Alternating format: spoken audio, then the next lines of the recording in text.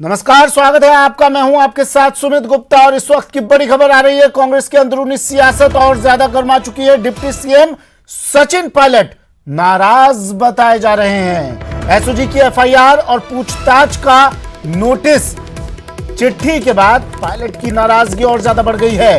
हालांकि एसओजी ने सीएम को भी पूछताछ के लिए चिट्ठी भेजी है। पायलट हाईकमान से मिलकर पक्ष रखना चाहते हैं।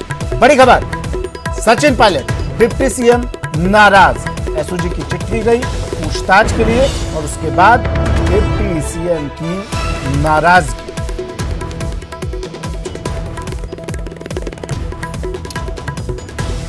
स्क्रीन पर इस वक्त की बड़ी खबर है। डिप्टी सीएम सचिन पायलट की नाराजगी से जुड़ी हुई ये खबर। सचिन पायलट अब तक, हालांकि मुख्यमंत्री यही कह रहे हैं कि किसी तरह का कोई मनभेद नहीं है, मतभेद हर पार्टी में होता है, लेकिन अब सचिन पायलट नाराज बताए जा रहे हैं। लेकिन इसके पीछे का कारण कुछ और नहीं, सिर्फ ये कि एसओजी ने चिट्ठी भेजी पूछताछ के लिए और एसओजी ने कल कहा था कि सीएम और डिप्टी सीएम से भी पूछताछ की जाएगी, जानकारी ली जाएगी। पूछताछ का मतलब उनसे इस पूरे मामले के बारे में जानकारी ली जाएगी। और अब सचिन पायलट के पास जब चिट्ठी पहुंचती है, एसओजी पूछताछ के लिए कहती है, तो सचिन पायलट की नाराजगी बढ़ गई है। प्रदेश में सियासी हलचलें अब और बढ़ गई हैं। सीएमआर में मंत्री और विधायक लगातार पहुंच रहे हैं। सुबह से तस्वीरें भी हम आपको दिखा रहे हैं। मंत्री और विधायकों के पहुंचने का सिलसिला जारी है। मौजूदा राजनीतिक हलचल पर चर्चा यहां पर की जा रही है। कल भी देर रात मुख्यमंत्री ने बैठक ली थी। बीएसपी से कांग्रेस में शामिल हुए विधायक भी सीएमआर पहुंच चुके हैं।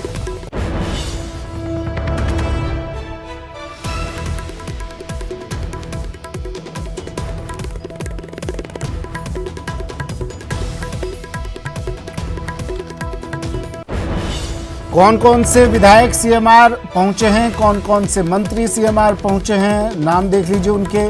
यूडीएच मंत्री शांति धारीवाल, चिकित्सा मंत्री रघु शर्मा, शिक्षा मंत्री गोविंद सिंह डोटासरा, मुख्य सचेतक महेश जोशी, उप मुख्य सचेतक महेंद्र चौधरी, मंत्री प्रमोद जैन भाया, राजस्व मंत्री हरीश चौधरी, टीकाराम जूली, भंवर सिंह भाटी, सालेह मोहम्मद, विधायक रामलाल जाट, रफीक खान, गंगा देवी, भजनलाल जाटव, निर्दलीय विधायक बाबूलाल नागर, जोगेंद्र अवाना, विधायक राजेंद्र गूढ़ा, ये बीएसपी के विधायक हैं। जोगेंद्र अवाना, राजेंद्र गूढ़ा थे बीएसपी के थे और कांग्रेस में शामिल हो गए थे।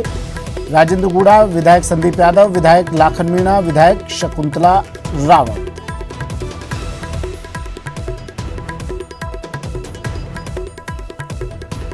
चलिए, गोवर्धन चौधरी मेरे सहयोगी हमारे साथ सीएमआर के बाहर से जुड़ गए हैं। गोवर्धन, एसओजी ने कहा था ये कल कि सीएम और डिप्टी सीएम से जानकारी ली जाएगी इस पूरे मामले पर।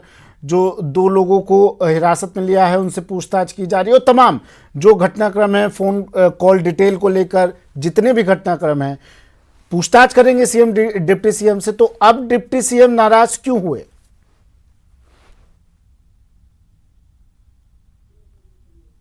बिल्कुल, देखिए, सबसे लेटेस्ट तो यही है कि डिप्टी सीएम सचिन पायलट को भी एसओजी ने पूछताछ के लिए नोटिस भेज दिया है। धारा 160 के तहत ये नोटिस जारी किया गया और पायलट से पूछताछ के लिए वक्त मांगा गया कि ये जो मुकदमा षड्यंत्र रचने का है, इस मुकदमे में उनको पूछताछ की जानी है, लिहाजा उनसे वक्त मांगा गया है। और इस मुद्दे पर अब सीएम भी एसओजी को पूछताछ के लिए जो उनके पास जो जानकारी है, सीएम भी एसओजी के सामने या एसओजी के बयान अपने दर्ज करवाने वाले हैं। लेकिन इस बीच जो खबरें मिल रही हैं उसके मुताबिक सचिन पायलट इस पूरे प्रकरण से उन्होंने नाराजगी जाहिर की बताते हैं और वो वरिष्ठ नेताओं से मिलकर के अपनी बातचीत, अपना जो पक्ष है वो रखना चाह रहे हैं। इस तरह की बातें राजनीतिक हलकों में चल रही है और यही वजह है कि दिल्ली में चर्चाएं चल रही हैं कि उन्होंने हाईकमान के स्तर पर मिलने के लिए वक्त भी मांगा बताया जा रहा है। हालांकि ये अभी कंफर्म नहीं हो पाया, लेकिन ये जो पूरा एसओजी में मुकदमा दर्ज हुआ है और सीएम डिप्टी सीएम को पूछताछ के लिए चिट्ठी और नोटिस भेजा गया है, उसके बाद सियासत गर्मा गई है। सीएम के पास भी पहुंची है पूरे प्रकरण को लेकर के नाराजगी उनके सामने आ रही है। जी, सीएम के पास भी पहुंची है चिट्ठी पूछताछ के लिए, जिस तरह की चिट्ठी सचिन पायलट के पास गई है।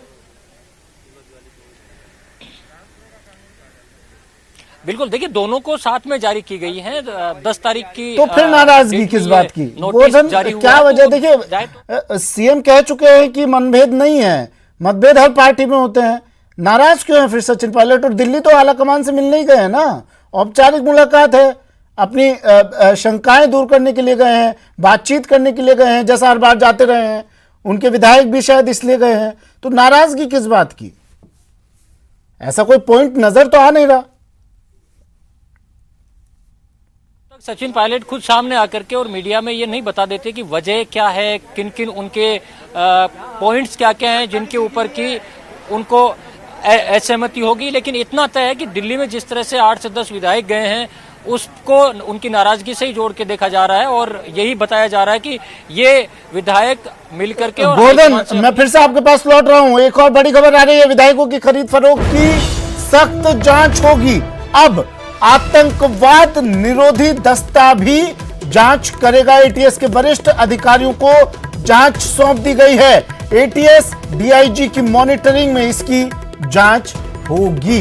बड़ी खबर टीवी स्क्रीन पर, एटीएस भी अब इसकी जांच करेगी। एंटी टेररिस्ट स्क्वाड भी अब इसकी जांच करेगा। विधायकों की खरीद फरोख्त मामले में इस वक्त की ये बड़ी खबर टीवी स्क्रीन पर, एटीएस डीआईजी की मॉनिटरिंग में ये जांच होगी। Hariprasad Somani ATS additional SP इसकी जांच करेंगे। आतंकवादी निरोधी दस्ता जांच करेगा। राकेश मेरे सहयोगी हमारे साथ जुड़े हुए हैं। राकेश, एटीएस के हाथ इसकी जांच? बिल्कुल, देखिए सुमित, ये निश्चित तौर पर एक जिस तरीके से पूरा ये घटनाक्रम चल रहा है उसमें एटीएस, चूंकि एटीएस की जो जांच होती है वो बहुत शार्प होती है। एटीएस ने जिस तरीके से जम्मू कश्मीर में चाहे वो फर्जी आर्म लाइसेंस का इश्यू हो या महाराष्ट्र में जो अपराधी थे जो राजस्थान पुलिस के सीआई की हत्या करने के बाद जो भागे थे, तो एटीएस की जांच बहुत शार्प है। वो लॉकेट और टेक्निकली ज़्यादा स्ट्रांग है। एटीएस खासतौर पर आतंकवाद से जुड़ी गतिविधियां, हवाला या इस तरह के जो बड़े जो ऐसे कारनामे होते हैं उनका पर्दाफाश करती रही है। अब चूंकि विधायकों की जो खरीद फरोख्त का मामला है, इसमें जितनी भी जो जिस तरह की जो गतिविधियां जारी हैं उसकी मॉनिटरिंग और इस पूरे केस की जांच जो है अब एटीएस की टीम करेगी। जो एफआईआर संख्या 47/2020 है उसकी जांच जो एडिशनल एसपी हरिप्रसाद सोमानी को दी गई है। हरिप्रसाद सोमानी एक बहुत ही शार्प अधिकारी के रूप में माने जाते हैं। जो डिप्टी एसपी हैं मनीष शर्मा, उनको टेक्निकली अभी तक एटीएस और एसओजी की जो टीम है या हम कहें राजस्थान पुलिस की टीम, उसमें सबसे शार्प अधिकारी माना जाता है। खासतौर पर मोबाइल सर्विलांस पर लेना, लॉकेट करना, क्योंकि अब से पहले जिस तरह की जो गतिविधियां हुई है उसमें टेक्निकली बहुत ज्यादा वो स्ट्रांग रूप में सामने आए हैं। 2 सीआई भी इसमें जो इस टीम के सहयोग के लिए लगाए गए हैं। इस पूरे केस की मॉनिटरिंग जो है डीआईजी लेवल पर की जाएगी। खुद एडीजी अशोक राठौड़ इस पूरे केस को बहुत गहनता से देख रहे हैं और इसमें जो जरूरी दिशा निर्देश है वो भी इसमें दिए जाएंगे। तो चूंकि जो टीम गठित की गई है एटीएस की वो बहुत ही एक सशक्त टीम है और इस पूरे प्रकरण में जिस तरीके से जो लेन देन का इश्यू हो या इसमें जो ट्रांसक्रिप्शंस का इश्यू हो या जो 2 लोगों की बात हुई है, इनके जितने भी मोबाइल कॉल रिकॉर्ड हुए हैं, इनसे कनेक्टेड जो लोग हैं जिनकी बातचीत हुई है, उन पूरे मामलों की अब एटीएस बहुत जो है पैनी नजर इस पर रखी हुई है और इसकी पूरे मामले की अब गहनता से जांच करेगी। जो 2 लोग हिरासत में लिए गए हैं उनसे पूछताछ करेगी अब एटीएस। उनके क्या क्या संपर्क किस किस से हुए ये जानकारी लेगी एटीएस।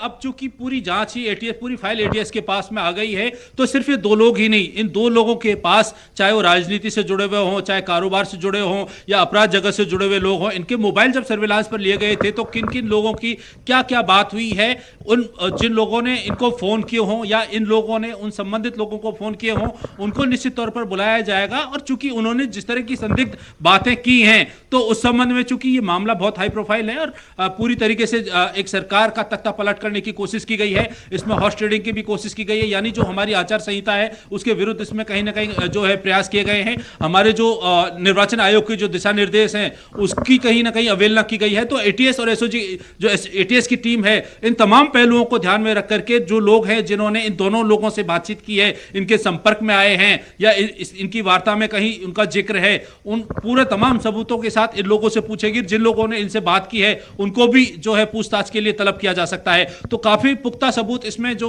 एसओजी ने एफआईआर दर्ज करने से पहले जुटा लिए थे। अब चूंकि एटीएस इसकी जांच करेगी तो निश्चित तौर पर इस जांच के साथ साथ एटीएस इस पूरी एफआईआर से संबंधित तमाम तथ्यों को गहनता से देखेगी और उन पर निगरानी भी रखेगी। अच्छा, एक बार साफ कीजिए, क्या एसीबी और एसओजी का कोई रोल रहेगा या सिर्फ एटीएस ही जांच करेगी?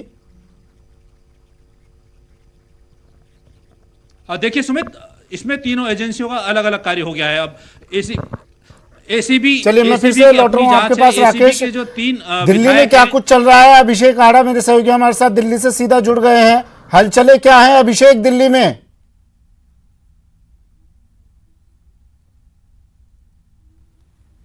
सुमित, दिल्ली में जहां तक हलचल की बात है तो दिल्ली अभिषेक मैं फिर से लौट रहा हूं इस सवाल के साथ आपके पास है उनमें बाबूलाल नागर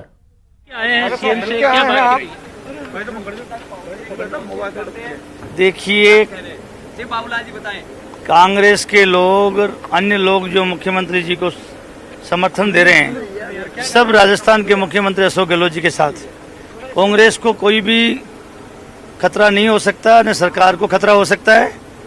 और हम तो कल भी मिल के आए थे, करीब 8-10 निर्दलीय लोग, हम कह के आए थे कि हम सब आपके साथ। बात क्या हुई है, क्योंकि आपके जो 3 निर्दलीय विधायक हैं उनके खिलाफ एसीबी ने मुकदमा दर्ज किया है। अब क्या सिचुएशन है? आपको देखिए, क्या किया गया है? वो तीनों लोग जब उनसे वार्ता हुई तो उनका तो ये कहना है कि कहीं गलतफहमी हो गई। हम आज भी अशोक गहलोत जी के साथ हैं और आगे भी अशोक गहलोत जी के साथ रहेंगे। नागर साहब, तीनों एमएलए को एसीबी की जांच में 10-10 करोड़ रुपए मिलने की बातें सामने आ रही है, ये आपकी जानकारी में आया, सुनने में ऐसा? ये मेरी जानकारी में नहीं आया, लेकिन तीनों का ये कहना है कि हम अशोक गहलोत जी के साथ हैं, इस सरकार के साथ। रामकेश मीणा ने उन्हें आस्तीन के सांप बताया है। देखिए, अभी पूरी बात तो जब प्रकरण दर्ज हो गया है तो ये तो अनुसंधान का मामला है। बार बार आने की जरूरत क्यों पड़ रही है? क्या कोई खतरा है? कोई खतरा नहीं है, किसी को कोई खतरा नहीं है। सचिन पायलट को कल एसओजी विधायकों को 5 दिन जयपुर में रहने के निर्देश दिए गए।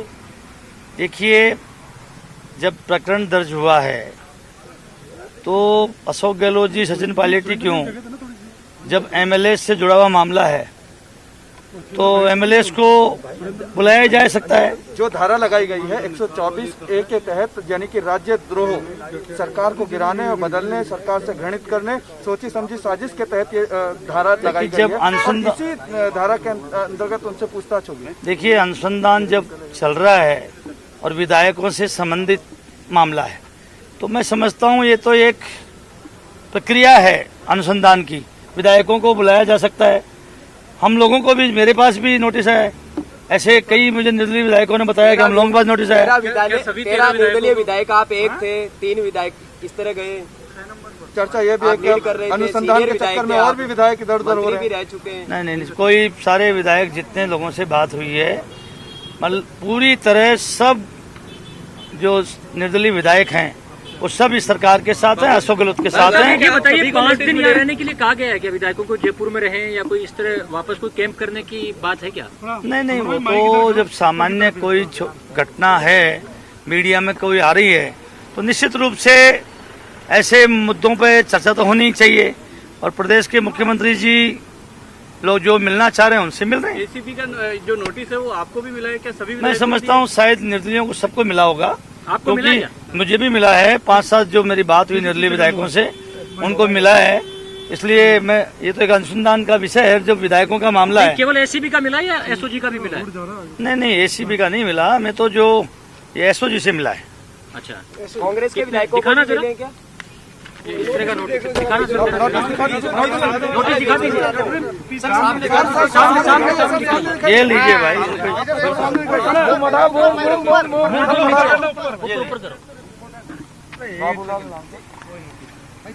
सारे निर्दलीय विधायकों को मिला। संभवतः सबको मिला होगा, संभवतः सबको मिला होगा। भाई जब अंशदान का मामला है, जब मीडिया में इंडिपेंडेंट विधायकों की बात चल रही है, तो मैं समझता हूँ सभी को मिला होगा। कुछ लोगों ने बताया कि उनको मिला है। आपको कब बुलाया है? कब? नहीं बुलाया नहीं है इसमें तो ये उन्होंने सूचना दी है कि आप जब सुविधा हो तो आप बता दें, आप कहाँ संपर्क करेंगे। Thank you. आप देखिए, चलिए, ये निर्दलीय विधायक बाबूलाल नागर बता रहे थे पहुंचे हैं, सीएमआर पहुंचे हैं गोवर्धन। लेकिन बाबूलाल नागर ये कह रहे हैं कि जिन विधायकों का नाम आ रहा है वो ये कह रहे हैं कि कोई गलत फहमी हो गई होगी। हालांकि हमारी पूरी निष्ठा हम कांग्रेस के साथ है, लेकिन गलत फहमी कोई हो गई होगी। कैसी गलत फहमी थी? इस वक्त जो बड़ी सूचना ये है कि सारे जो निर्दलीय विधायक हैं उन सबको एसओजी की तरफ से पूछताछ का नोटिस दिया गया है।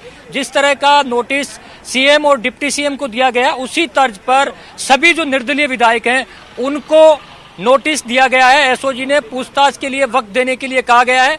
जिस लैंग्वेज में डिप्टी सीएम और बाकी को नोटिस मिला है सीएम को, उसी तरह खरीद फरोख्त के प्रकरण में, सरकार को गिराने के षड्यंत्र के प्रकरण में ये नोटिस निर्दलीय विधायकों को भी दिया गया है। बाबूलाल नागर ने को नोटिस मिला है, उन्होंने नोटिस अभी कैमरे के सामने दिखाया। तो ये बड़ी बात है कि सारे जो निर्दलीय विधायक हैं उनसे एसओजी पूछताछ करेगी। बाकी जिन विधायकों का भी नाम आया था किसी रेफरेंस में, जो फोन सर्विलांस में जो चीजें सामने आई थी, उसको देखते हुए अब उनको भी नोटिस दिए जाएंगे। बाबूलाल नागर से हम दोबारा इस मुद्दे पर बातचीत करेंगे कि किस तरह से आगे वो पूछताछ के लिए जाएंगे। लेकिन इस बीच बड़ी बात यही है कि बाकी विधायकों से भी एसओजी की पूछताछ होगी, सीएम और डिप्टी सीएम के अलावा। इस बीच आप देख सकते हैं सीएम हाउस के बाहर हलचल बढ़ी हुई है और जो मंत्री और विधायक हैं वो सीएम से मिलकर के धीरे धीरे निकल रहे हैं। बाबूलाल नागर ने अभी मुलाकात की है। इसके अलावा भी कई निर्दलीय और जो सत्ताधारी पार्टी के विधायक हैं वो लगातार सीएम हाउस पर आकर के यहाँ जो चर्चा है वो करते हुए दिख रहे हैं। बाबूलाल नागर से हम एक बार फिर जुड़ेंगे। बाबूलाल नागर बातचीत करके बाहर आए हैं, क्या बातचीत हुई बताया कुछ उन्होंने? देखिए, ज्यादातर अभी कल भी कई निर्दलीय विधायक और कांग्रेस के विधायक मिले थे। आज भी इन विधायकों को बुलाया गया और खबरें ऐसी भी हैं कि कांग्रेस और जो समर्थित निर्दलीय विधायक हैं उन सबको करीब 4 से 5 दिन तक जयपुर में ही रहने के लिए डायरेक्शन उनको दिए गए हैं कि वो जरूरत पड़ने पर उनको यहीं पर रहना है। तो ये जो मुलाकात का सिलसिला है ये लगातार हर दिन चलेगा। मुख्यमंत्री अशोक गहलोत ने खुद कमान संभाल रखी है और वो लगातार कांग्रेस और जो समर्थित विधायक हैं उनसे बातचीत करते हुए दिख रहे हैं। बाबूलाल नागर एक बार हमारे साथ वापस जुड़ चुके हैं। नागर साहब, आप आज भी मिलके आए हैं, कल भी आप मिले थे।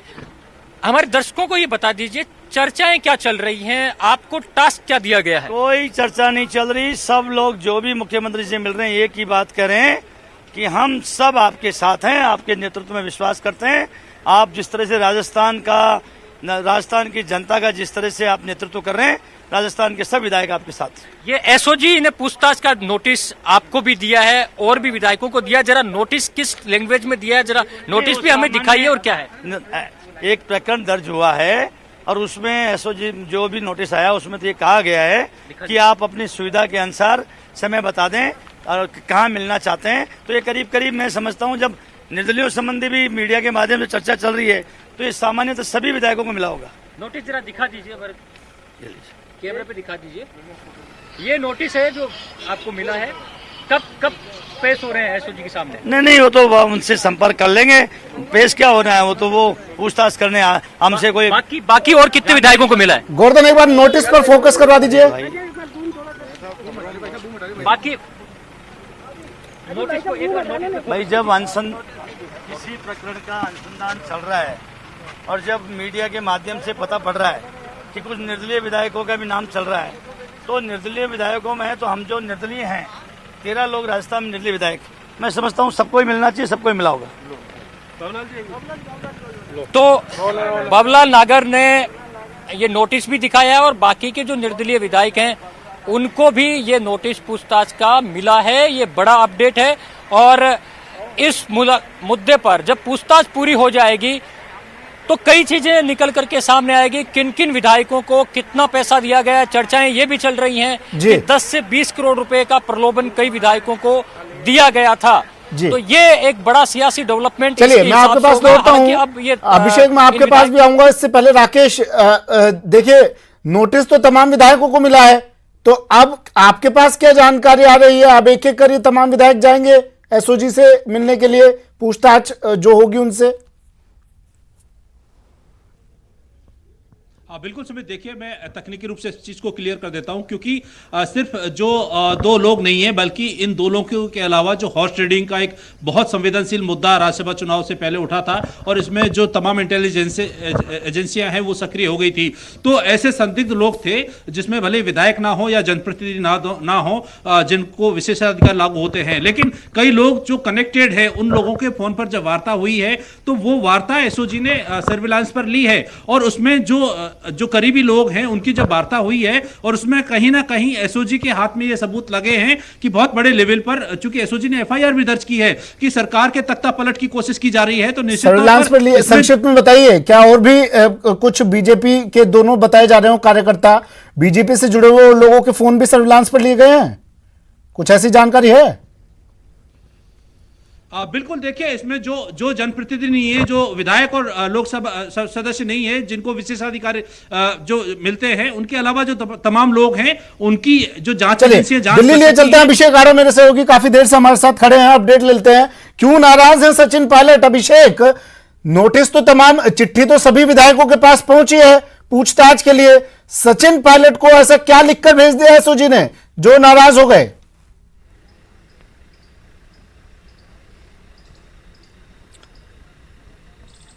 देखिए जिस तरीके से नोटिस बाहर आया है, हालांकि कोई ऐसा ऑफिशियली नाराजगी उन्होंने कहीं व्यक्त नहीं की गई है, ऐसी कोई सूचना नहीं मिल रही है, लेकिन ऐसा बताया जा रहा है कि वो नाराज हैं इस बात से लेके। लेकिन सुमित, अब इस मामले को लेकर जो सारी नज़रें हैं वो टिकी हुई है उन दो शब्दों में, जिनकी उन दो शब्दों पर टिकी हुई है जिन शब्दों की राजस्थान की राजनीति में वापसी हुई थी दिसंबर 2018 में। वो है आला कमान और हाई कमान। जो आला कमान है उसको अब इस पूरे मामले में मैं फिर लौट रहा हूँ। अभिषेक, फॉर्मेलिटी होती है वो मैंने कल ही भिजवा दिया था। लेकिन सरकार को खतरे की बात कही जा रही है। खुद मुख्यमंत्री ने कहा कि षड्यंत्र रचा जा रहा है। देखिए सरकार को खतरा नहीं है, लेकिन ये सच्चाई है कि भारतीय जनता पार्टी हाथ पैर मारती रहती है। वो देश की सीमाओं को तो सुरक्षित नहीं रख पा रही है, लेकिन हर राज्य में अपनी सत्ता बनाने का प्रयास कर रही है, लेकिन बुरी तरह फेल होगी, औंधे मुंह गिरेंगे। आपके आदमी दिल्ली जाने की बात कर रहे हैं, क्या हरकतें कर रहे हैं लोकतंत्र? देखिए मेरा ये कहना है कि बटेटे में हाथ डालोगे तो क्या आएगा? आप ये जान रहे हैं बीजेपी किस प्रकार की पार्टी है, वो सत्ता के लालची है, कुछ भी करके वो सत्ता हासिल करना चाहते हैं। ये बात मुझे खुद वहाँ के अध्यक्ष जी ने कही अभी 3 दिन बाद जब मैं पहले मिली थी उनसे, तो वो प्रयास करते रहेंगे, लेकिन हम उनके प्रयासों में पानी फेरते रहेंगे। क्या लगता है आपके फोन कॉल आए? नहीं, मेरे पास फोन करने की हिम्मत ये लोग नहीं कर पाएंगे। उनको पता है मैं कट्टर कांग्रेसी हूँ, मेरा कई पुश्तों से हम कांग्रेसी रहे हैं। आपके साथ ही कई दिल्ली भी गए हैं आला कमान से मिलने, कई किसी तरह की असंतुष्ट भी है आपके यहाँ पे? नहीं, ऐसा कुछ असंतुष्ट तो मुझे तो नहीं लगता कोई है, क्योंकि अभी हम सब लोग इतने 10 दिन साथ में रहे थे, बहुत अच्छा माहौल था। लेकिन बीजेपी क्या है, कुछ ना कुछ उनको चैन नहीं पड़ रहा है, तो लोगों का ध्यान वो भारत चीन सीमा से हटाने के लिए कुछ करती रहती है। विधायकों को यहीं रहने के लिए कहा गया क्या 5 दिन के लिए? ऐसी चर्चा नहीं, ऐसे कुछ भी नहीं कहा था। मेरी तो कमिटीज की मीटिंग थी तो मैं यहीं थी। आपको भी मिला है क्या मैडम? कोई नोटिस आपको भी मिला है? पूछताछ कोई हो रही है? कोई बात? नहीं, मैं कह तो रही, मैं कट्टर कांग्रेसी हूँ, मुझसे पूछने की कोई हिम्मत भी नहीं करेगा। ठीक है मैडम, थैंक यू। चलिए अभिषेक के पास लिए चलते हैं आपको फिर से दिल्ली। जी अभिषेक।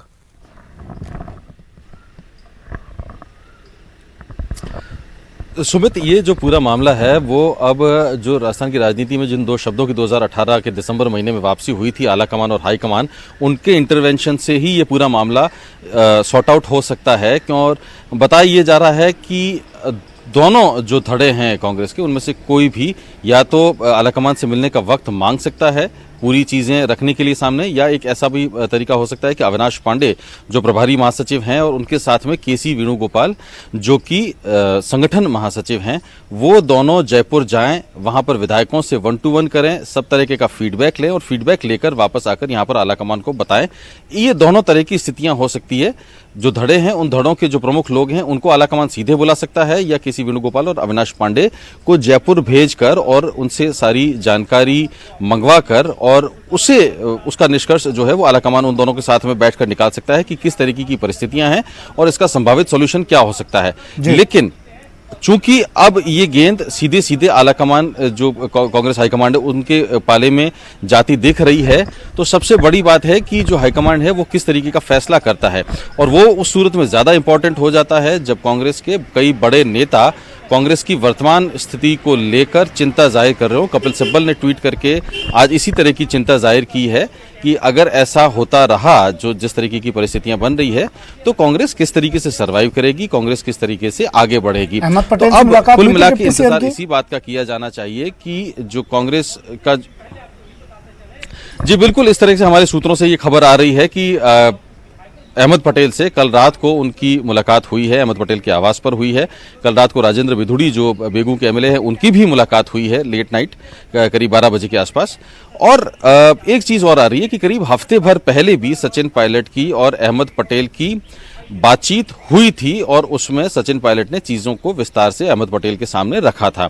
और जो कल उनकी मुलाकात हुई है उसमें भी यही बात आ रही है कि उनके जो भी ग्रीवेंसेस हैं या उनकी जो भी चीजें हैं, जो भी बातें हैं, उनके पास जानकारी फीडबैक है, वो उन्होंने अहमद पटेल के सामने रखा है। और अहमद पटेल वो चाबी है जिससे कांग्रेस आला कमान का ताला खुलता है। अहमद पटेल सचिन पायलट की बातों को किस तरीके से आगे पहुंचाते हैं आला कमान तक, और आला कमान किस तरीके से फैसला करता है, ये सबसे इंपॉर्टेंट बात है। कि कितने दिनों के बाद, अब चूंकि ये प्रकरण चलते चलते करीब 1.5 महीने से ज्यादा का वक्त बीत चुका है, जबकि लगातार ये कहा जा रहा है कि बीजेपी से प्रदेश सरकार को खतरा है, बीजेपी गिराने की कोशिश कर रही है, सरकार को एमएलएस को तोड़े जाने की कोशिश कर रही है, और कुछ एमएलए जो हैं। चलिए अभिषेक, शुक्रिया तमाम जानकारी के लिए। अपडेट हम आपसे लेते रहेंगे, नजर आप बनाए रखिएगा। आला कमान हाईकमान फिर से राजस्थान की सियासत में चर्चाएं तेज हो गई हैं इन दो शब्दों की। अभिषेक आड़ा मेरे सहयोगी बता रहे थे, अहमद पटेल से भी मुलाकात डिप्टी सीएम की हुई है। बड़ी खबर, राजस्थान में सियासी हलचल तेज। कांग्रेस नेता कपिल सिब्बल ने भी ट्वीट किया है, लिखा है अपनी पार्टी के लिए चिंतित हूं। कपिल सिब्बल की चिंता ट्विटर के जरिए जाहिर हुई है।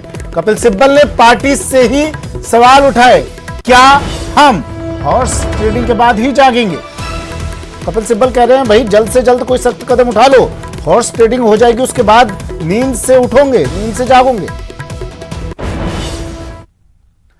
एक ब्रेक लेते हैं, जल्द हाजिर होंगे।